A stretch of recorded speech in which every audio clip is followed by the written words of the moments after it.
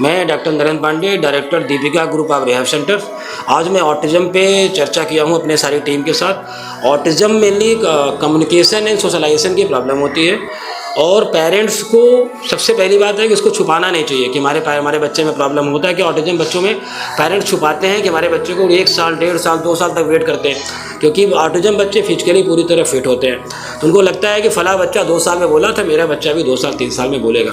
जबकि ऑटिज़म के सिम्टम 6 महीने की उम्र से ही आ जाते हैं, जब बच्चा सोशल स्माइल नहीं करता है, आई कॉन्टैक्ट नहीं कर रहा है, हमारी बात हम बुला रहे हैं हमको रिस्पांस नहीं दे रहा। इसका मतलब कि ऑटिज़म बच्चे को ऑटिज़म है। तो पेरेंट्स जब भी ऐसे सिम्टम नज़र आए, उसके लिए सबसे पहले वो किसी अच्छे रिहैब सेंटर में जा करके क्लिनिकल साइकोलॉजिस्ट या चाइल्ड न्यूरोलॉजिस्ट से संपर्क करके प्रॉपर एक असेसमेंट करा करके बच्चे का एक गोल प्लान बनेगा। गोल प्लान होने के बाद बच्चे की थेरेपी शुरू की जाती है। अब रही बात कि ऑटिज़म में किस किस प्रोफेशनल की ज़रूरत होती है। ऑटिज़म में सबसे पहला जो होता है, हमारा ऑटिज़म एक टीम वर्क है। अकेले कोई कह दे कि मैं बच्चे को सही कर सकता हूँ, वो तो नहीं हो सकता। ऑटिज़म में सबसे पहले क्लिनिकल साइकोलॉजिस्ट असेसमेंट करता है। असेसमेंट करने के बाद पेरेंट्स के क्या कंसर्न होते हैं उसको जानता है। उसको जानने के बाद एक गोल बनाता है कि उसे किस किस थेरेपी की ज़रूरत होती है। सबसे पहले ऑटिज़म बच्चों में जनरली ऑक्यूपेशनल थेरेपी की जाती है, जिससे बच्चा जो है सेटल डाउन होता है, आई कंटेंट उसका इंप्रूव होता है। उसके बाद दूसरी समस्या आती है ऑटिज़म बच्चों के साथ कम्युनिकेशन की, स्पीच की समस्या आती है, तो उसमें स्पीच थेरेपिस्ट का रोल होता है, वो स्पीच थेरेपी कराते हैं।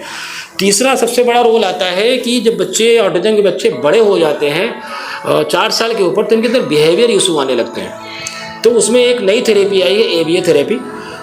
तो ABA थेरेपिस्ट भी उसमें अपनी अलग अलग टेक्निक से बच्चे के बिहेवियर को सुधारते हैं। चौथा प्रोफेशनल होता है हमारे ऑटिज़म बच्चों को सही करने में स्पेशल एजुकेशन। स्पेशल एजुकेटर का काम ये होता है कि बच्चा जब जो है उसकी डिसेबल्ड लर्निंग प्रॉब्लम बढ़ने लगती है, तो उसमें स्पेशल एजुकेशन उनकी लर्निंग कैपेबिलिटी को बढ़ाते हैं और धीरे धीरे उनको तैयार करते हैं नॉर्मल स्कूल जाने के लिए।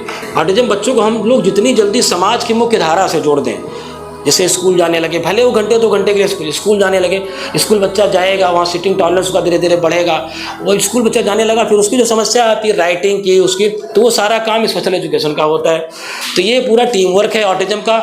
मैं ऑटिज़म के पेरेंट्स से कहना चाहता हूँ कि ऑटिज़म अगर आपके बच्चों को इस तरह कोई भी सिम्टम हो तो आप निराश मत हो, बिना छुपाए अपने बच्चे का ट्रीटमेंट शुरू करें और अच्छे से लग के थेरेपी कराएंगे। और एक और राय देना चाह रहा हूँ कि एक ही सेंटर में कराइए, ये नहीं कि 2 महीने यहाँ, 2 सेंटर में 2 महीने वहाँ।